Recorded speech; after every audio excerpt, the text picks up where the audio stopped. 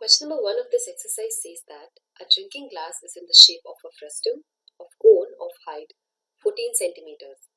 The diameters of its two circular ends are 4 centimeters and 2 centimeters. We have to find the capacity of the glass. So let's draw the glass first, which is in the shape of a frustum. We see here that the height of the frustum equals 14 centimeters. The diameter of the circular end at the bottom is 2 centimeters, so its radius R1 will be equal to 1 centimeter, which is half the diameter. Similarly, the radius of the upper circular end will be equal to 2 centimeters, as half of 4 centimeters is 2 centimeters. Now, as in the question they have asked us to find the capacity of the glass, what we actually have to find is the volume of the glass.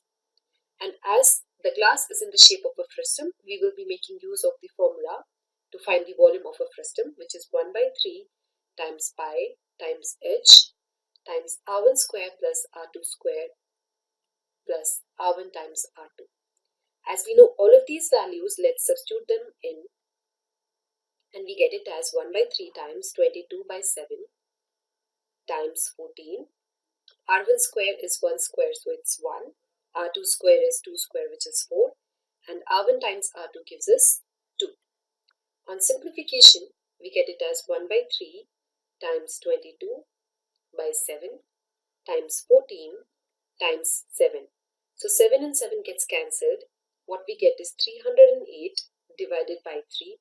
So that on further calculation and simplification gives us 102 2/3 centimeter cube. And this is the capacity or the volume of the glass, which is in the shape of a frustum. To learn more about how QMath can help you crack school and board exams, explore QMath Leap, a live online classroom program run by highly experienced and committed teachers.